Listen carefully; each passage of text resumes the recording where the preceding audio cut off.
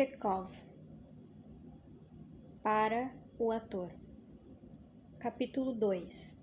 Imaginação e incorporação de imagens. A criação não se inspira naquilo que é, mas no que pode ser, não no real, mas no possível. Rudolf Steiner. São altas horas da noite. Após um longo dia, após muito trabalho e muitas impressões, experiências, ações e palavras, você deixa seus nervos fatigados descansarem. Senta-se tranquilamente e fecha os olhos. O que aparece no fundo da escuridão, diante dos olhos de sua mente? Os rostos das pessoas com quem você se encontrou durante o dia, suas vozes, seus movimentos, seus traços característicos ou cômicos. Você percorre de novo as ruas, passa por casas familiares, lê os cartazes, passivamente segue as imagens multicores da sua memória. Sem perceber, você deu um passo atrás e transpôs as fronteiras de hoje, e em sua imaginação surgem lentamente visões e fracassos de sua vida passada.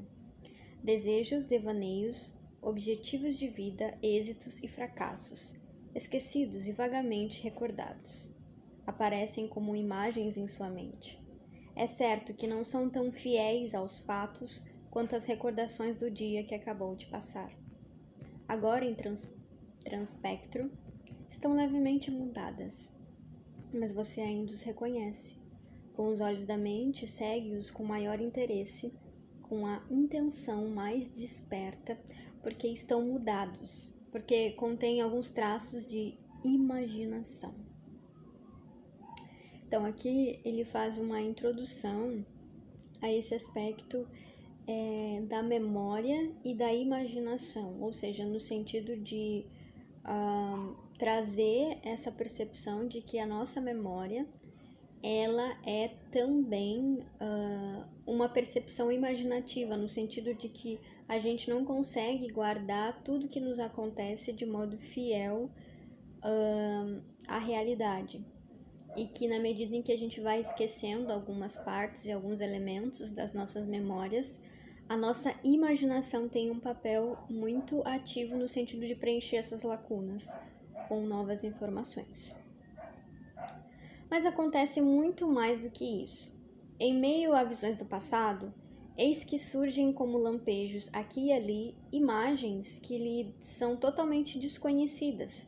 São produtos puros de uma imaginação criativa. Aparecem, desaparecem, voltam de novo, trazendo com elas novas criaturas que lhes são estranhas. Não tardas que elas se relacionem entre si, que comecem a atuar, a representar diante de seu olhar fascinado. Você passa a seguir suas vidas até então desconhecidas. Você é absorvido, atraído para estranhos estados de espírito, insólitas atmosferas, para o amor, o ódio, a felicidade e a infelicidade desses hóspedes imaginários. Sua mente está agora inteiramente desperta e ativa. Suas próprias reminiscências empalidecem cada vez mais. As novas imagens são muito mais fortes do que aquelas. Diverte-o o fato de que essas novas imagens possuem suas próprias vidas independentes. Espanta-o que elas apareçam sem que a tenha convidado. Finalmente, esses recém-chegados forçam-no a observá-los com maior penetração do que as simples imagens da memória cotidiana. Esses fascinantes hóspedes que surgem do nada, que vivem suas próprias vidas plenas de emoção, despertam seus sentimentos e ocorre uma reação. Você ri e chora com eles. Como mágicos, suscitam em você um desejo irrefreável de tornar-se um deles. Entabula conversas com eles, vê-se agora entre eles, quer atuar e atua. De um estado de espírito passivo, levaram-no a um estado criativo. Eis o poder da imaginação. Eu acho isso muito legal, porque esse potencial imaginativo, ele é absolutamente democrático. Não é democrática a palavra, mas ele é universal, né? Absolutamente qualquer ser é capaz de entrar em contato com esse aspecto da imaginação. Então, nesse sentido, o teatro ter como base um aspecto tão humano e universal é uma ferramenta muito poderosa, porque qualquer um pode fazer esse processo, né? Na verdade, todos os seres humanos o fazem. Só que eu acho que os atores, os artistas, de modo geral, como eles precisam entrar em contato com isso quase que diariamente, eles têm um acesso mais rápido e um pouco mais sofisticado, né? Eles conseguem aprofundar o seu conhecimento sobre essa ferramenta. Atores e diretores, como todos os artistas criativos, estão muito familiarizados com esse poder. Estou sempre cercado de imagens, disse Max Reinhardt, como eu disse. Ao longo de toda uma manhã, Dickens permaneceu sentado em seu gabinete de trabalho, esperando que Oliver Twist aparecesse. Goethe observou que imagens inspiradoras surgem diante de nós por sua própria iniciativa, exclamando: "Aqui estamos!" Rafael viu uma imagem passar diante dele em seu quarto, e essa foi a Madonna da Capela Sistina. Michelangelo exclamou, em desespero, que imagens o perseguiam e o forçavam a esculpir suas figuras na pedra. Mas, embora as imagens criativas sejam independentes, imutáveis em si mesmas, embora sejam repletas de emoções e desejos, o ator, enquanto trabalha em seus papéis, não deve pensar que elas lhe surgirão inteiramente desenvolvidas e realizadas. Não. Para se completarem, para atingirem o grau de expressividade que satisfaça ao ator, elas exigirão sua colaboração ativa. O que deve o ator fazer para aperfeiçoá-la? Deve fazer perguntas a essa imagem, como as faria a um amigo. Por vezes, terá até de lhe dar ordens rigorosas, modificando-se e completando-se sob a influência de suas perguntas e ordens. Elas darão respostas visíveis à sua visão interior. Eis um exemplo. Suponhamos que você vai interpretar Malvolio em Noite de Reis. Suponhamos que você queira estudar o momento em que Malvolio se acerca de Olívia no jardim após ter recebido uma carta misteriosa que ele supõe ser dela. É nesse ponto que você começa a fazer perguntas como: mostre-me, Malvolio, como transporia você os portões do jardim e com um sorriso avançaria na direção de sua doce amada. A pergunta incita imediatamente a imagem de Malvolio à ação. Você o vê à distância. Ele esconde apressadamente a carta sobre uma capa para mostrá-la mais tarde com um triunfante efeito. O pescoço estendido, o rosto profundo sério, ele procura Olívia. Aí está ela. Com um sorriso distorce o rosto de Malvolio, como o sorriso distorce o rosto de Malvolio. Não lhe escreveu ela. Teus sorrisos ficam-te bem. Meus olhos sorrirão também? Oh, não. Eles estão alarmados, ansiosos e vigilantes. Eles espreitam por trás da máscara de um louco. Sua preocupação é seu passo, seu belo modo de andar. Suas meias amarelas com ligas aparecem-lhe fascinantes e sedutoras. Mas o que é isso, Maria? Essa criatura intrometida, essa peste também está aqui, espiando com os cantos de seus olhos maliciosos. O sorriso dissipa-se de seu rosto. Ele esquece suas pernas por um momento e seus joelhos dobram-se levemente, involuntariamente, e toda a figura traz seu corpo não tão jovem. O rancor brilha agora em seu olhar, mas o tempo é curto. Sua doce dama aguarda. Sinais de amor, de apaixonado desejo devem ser-lhe dados sem delongas. Sua capa mais apertada, seu passo mais rápido, acerca-se dela. Lentamente, secretamente, tentadoramente, uma ponta da carta dela aparece sobre a capa. Será que ela não vê? Não. Ela o olha no rosto. O sorriso. Foi esquecido e agora ressurge quando ela o recebe com: o que significa isso, Malvolio? Doce dama. Tu sou... O que foi que Malvolio lhe ofereceu nesse pequeno desempenho? Foi uma primeira resposta à sua interrogação. Mas você pode sentir-se insatisfeito. Não lhe parece ser a coisa certa. O desempenho deixou-o frio. Faz mais perguntas nesse momento. Malvolio não deveria mostrar uma postura mais digna?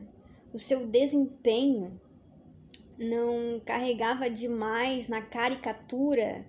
Não era velho demais? Não seria preferível vê-lo como uma figura algo patética? Ou talvez nesse momento, quando ele acredita ter alcançado o grande objetivo de toda a sua vida, ele atinja o ponto em que sua mente é abalada, sacudida e fica à beira da loucura? Talvez ele devesse parecer mais um bufão. Não deveria ser ainda mais velho e ridículo? Seus desejos libidinosos não deveriam ser mais sublinhados? Ou talvez sua entrada fosse valorizada se Malvolio causasse uma impressão algo jocosa? Que tal se ele lembrasse uma criança ingênua e um tanto inocente? Está inteiramente desconcertado ou ainda é capaz de conservar o sentido sob controle? Muitas perguntas como essas podem surgir na mente do ator enquanto trabalha um papel. Aí começa sua colaboração com a imagem. Você orienta e constrói sua personagem fazendo novas perguntas, ordenando-lhe que mostre diferentes variações de possíveis modos de atuar, de acordo com o seu gosto, ou com a interpretação dada à personagem pelo diretor. A imagem muda sob o seu olhar indagador, transformando-se repetidas vezes, até que gradualmente ou subitamente você se sente satisfeito com ela. A partir desse instante, sentirá suas emoções estimuladas e o desejo de interpretar o papel acende em você. Eu fiquei tentando lembrar de personagens que eu criei. Obviamente que não criei sozinha, né? Sempre uma construção coletiva, né? Com o diretor, com os outros atores. Em que esse momento, aconteceu. Eu encontrei e eu sinto prazer de fazer a personagem. E, de fato, não é...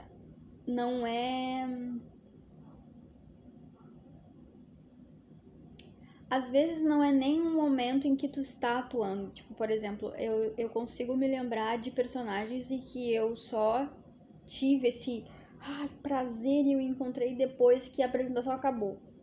Sabe? Depois que eu fiz tudo que eu fiz e aí eu consegui olhar com distanciamento e eu disse: agora eu entendi, agora eu consigo ver a personagem, agora eu consigo entender o que ela é, porque parece que dentro do processo, isso também vai de mente para mente, né? Mas eu tenho um grau de exigência muito alto e eu sempre acho que tudo tá ruim, ou tudo pode sempre ser melhor, sabe? O Daniel Colin fala da gente bancar as nossas escolhas, só que muitas vezes a gente escolhe porque não tem tempo, ou porque não vai ter que ser isso, não pega isso, não faz assim. E aí no final parece um Frankenstein todo errado, mas que tu tá acreditando porque, enfim, tem que fazer. Só que aí me parece que a grande maioria dos... É isso, eu gosto de fazer essa personagem aconteceram, no último ensaio antes da apresentação final, ou dentro da apresentação final, ou depois da apresentação final. É sempre naquele último momentinho que nasce, sabe? E é sempre uma coisa meio que tu não me espera, pelo menos eu não esperava, sabe? Mas é muito gratificante, assim, é como se cada pequena coisa que a gente fez, cada que a gente investiu, que a gente escolheu, valeu a pena, né? É uma sensação muito boa. Trabalhando desse modo, você estará apto a estudar e a criar sua personagem mais profundamente e mais rapidamente também.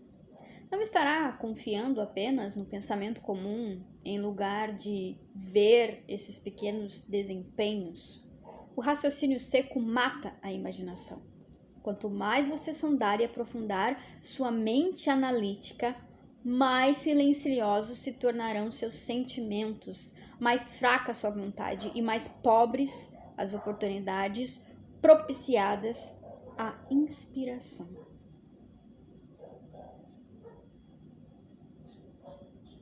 Não existe pergunta que não possa ser respondida desse modo. É claro que nem todas as perguntas serão respondidas imediatamente. Algumas apresentam-se mais intrincadas, mais complexas do que outras. Se você perguntar, por exemplo, qual é o relacionamento entre sua personagem e as outras da peça, a pergunta certa nem sempre virá de imediato, quer dizer, a resposta certa. Por vezes, horas ou mesmo dias serão necessários para que você veja sua personagem nessas diferentes relações. Daí eu tenho, né, eu, Vitória e Poli estamos na mesma peça, que é uma peça, a gente tem um background, assim, do gaslighting, mas a gente está criando uma nova, assim, é baseado no gaslighting, mas é uma dramaturgia praticamente nova, assim, né, porque é um contexto um pouco diferente.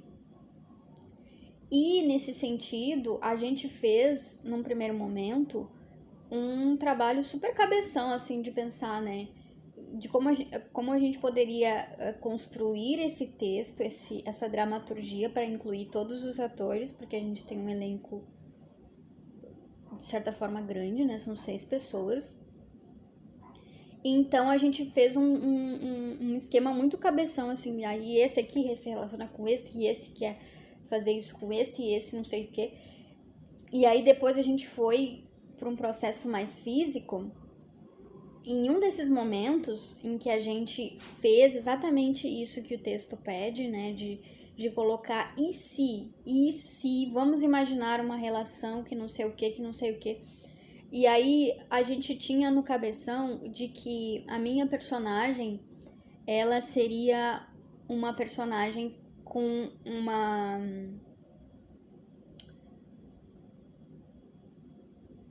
Como é que chama isso?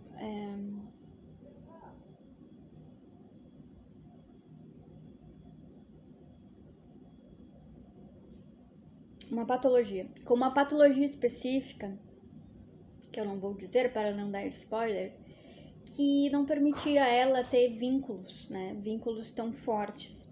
Mas, dentro de uma improvisação em que a gente se colocou nesse estado imaginativo e de e se, né? De uma cena minha e da Vitória, surgiu algo muito sensível e até bonito entre as personagens que não seria possível se a gente não tivesse abrido espaço para esse campo de imaginação, de tipo, e se elas tivessem uma relação? E se elas tivessem uma cena, sabe? E nasceu algo muito singelo, assim, né? Muito uma sutileza que até então a gente não tinha pensado da relação das duas. Então, foi um exemplo que me veio na cabeça lendo esse trecho especificamente, né?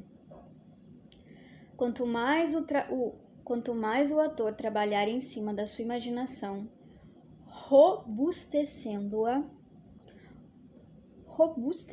por meio de exercícios, mais cedo surgirá em seu íntimo uma sensação que poderá ser descrita como algo assim: as imagens que vejo com o olho da mente têm sua própria psicologia, à semelhança das pessoas que me rodeiam em vida cotidiana. Entretanto, há uma diferença. Na vida cotidiana, vendo as pessoas somente por suas manifestações exteriores e nada vislumbrando por detrás de suas expressões faciais, movimentos, gestos, vozes e entonações, eu poderia julgar erroneamente suas vidas interiores. Mas isso não ocorre com minhas imagens criativas. A vida interior delas está completamente aberta à minha contemplação. São-me reveladas todas as suas emoções, seus sentimentos, suas paixões, seus pensamentos, seus propósitos e seus desejos mais íntimos, através da manifestação exterior da minha imagem, ou seja, da personagem que eu estou trabalhando por meio da minha imaginação. Vejo sua vida interior. São reveladas todas as suas emoções, seus sentimentos, suas paixões, seus pensamentos, seus propósitos e seus desejos mais íntimos, através da manifestação exterior da minha imagem, ou seja, da personagem que eu estou trabalhando por meio da minha imaginação. Vejo sua vida interior. Então, para mim, é como se fosse um poder ultra secreto, né? No sentido de acessar uma vida pelo aspecto interno. É muito mágico isso, entende? Porque a gente vai criar um outro ser humano, só que não é como uma pintura ou como uma escultura, no sentido de eu fazer a forma dela antes de elaborar uma justificação, um contexto. Eu posso estar falando uma bobagem porque eu não sei como é o processo criativo de um artista plástico, né? Mas eu imagino que seja assim. O ator, né? Me parece que o ator ele faz o caminho inverso. Ele tem ou o caminho que é em paralelo, né? Assim, né? De dar espaço para essa vida interna que não é criada com base no raciocínio, né? Não é você vai pegar um lápis e vai escrever a vida interna. Até tem um pouco disso, mas é um permitir-se expressar, um permitir-se ouvir, um permitir-se contemplar essa vida interna para que as coisas externas tomem forma. Eu acho isso muito mágico, muito mágico.